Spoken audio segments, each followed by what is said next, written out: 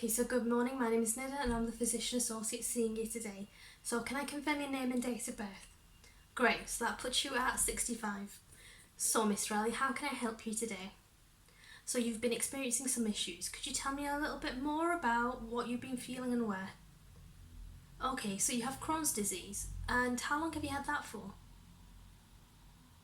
And how do you think you're coping with that? And how are you managing the symptoms? So you were diagnosed at age 50 and it's been difficult to deal with previously, but you feel more in control now, so that's good. So what medication are you taking? Brilliant, thank you for bringing in a list of your medications, that's always very helpful. So what brings you in today in particular? So you've been experiencing some symptoms that are like your Crohn's disease. So you say like, so they aren't exactly the same. So you've been having more episodes of diarrhea than normal, and sometimes you feel like you can't finish your bowel movement. Okay. Any other symptoms?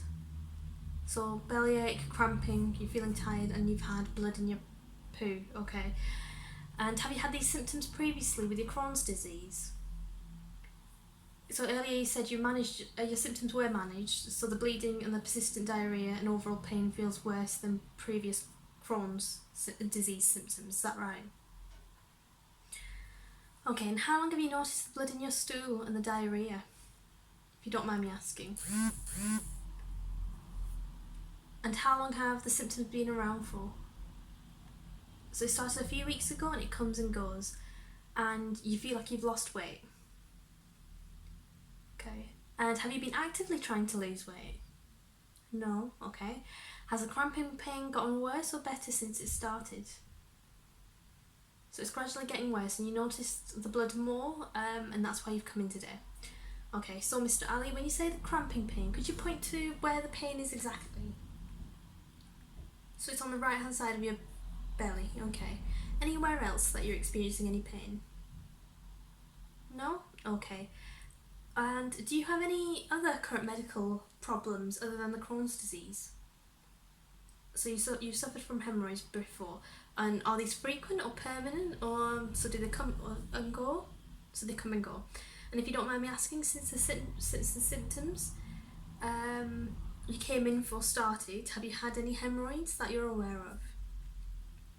No? Okay, so you haven't had them in the last few months that you're aware of. Okay, and any other medical related issues? So you have, okay, so you had a colonoscopy a few years ago and they found polyps. So I assume these were removed.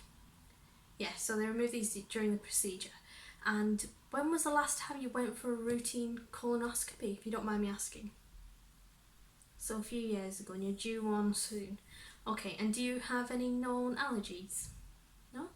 And do you have any family history of bowel cancer or polyps? So you've had family members who've had polyps before. Okay. If you wouldn't mind, I would like to examine your abdomen now. So I'm also going to need to perform a digital rectal examination, if that's okay. I can see you nodding, so you've had one before. So following on from that, I'm going to use something called a proctoscope as well. That is a tool that allows me to look for bleeding, hemorrhoids, polyps, if that's okay. Okay, would you like someone in with us while I perform the examinations? No, that's okay, I just need to make a note of it. Okay, so I'll examine your abdomen first. If you could please lay down on the bed. Thank you. Okay, so now the abdomen examination is done, I'm now going to perform the digital rectal examination. If you could please lie on your left hand side, please, with your bottom to the edge of the couch and with your knees to your chest. That's perfect. So the examination may feel uncomfortable, but should not be painful. If it is at any point, please ask me to stop. Okay, Mr. Ali, we're all done now, thank you.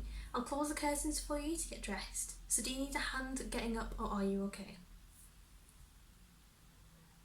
Okay. So, thank you for letting me examine you. So who have you brought with you today? So your wife is in the waiting area.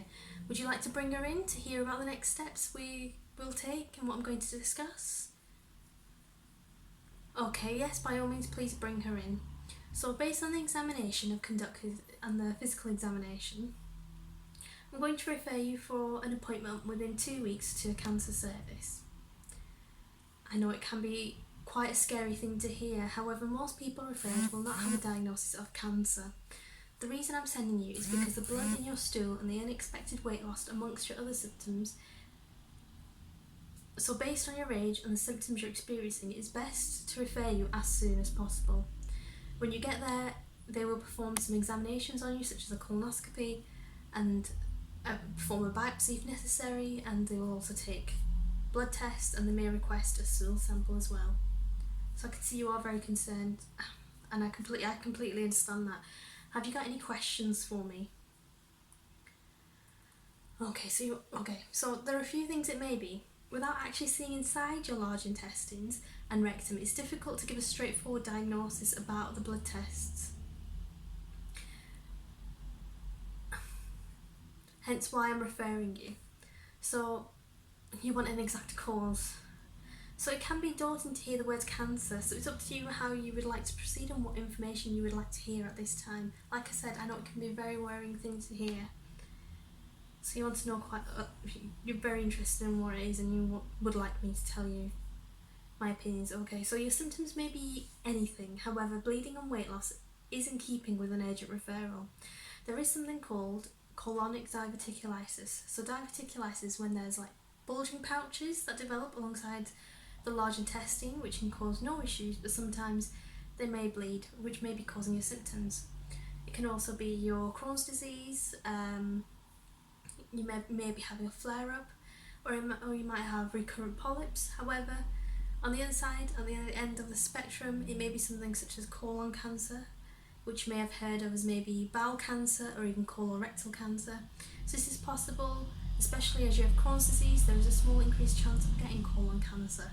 So cancer that starts in the large intestines, and especially as you've already had polyps before, these can turn cancerous later on. So like I said, the guidance says an urgent referral is necessary. Okay, so we can try and rule these things out and get to the cause as soon as possible. So the quicker you're seen, the better, and that is why I'm referring you. So do you have any more questions for me? So you would like some information on colon cancer? Okay, yes, I can provide that for you, and I'll print some information out for you to take home. But like I said previously, the symptoms suggest colon cancer. However, we won't know for certain what is going on until we've investigated further. So it's better to be aware of what the potential diagnosis may be, but to also keep an open mind.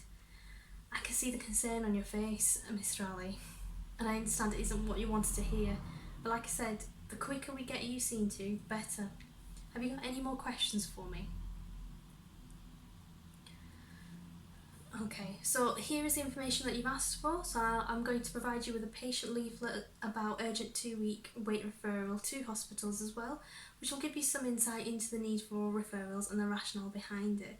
And please, if you have any questions or you would like to discuss anything further in the meantime, please don't hesitate to come back and see me. Okay.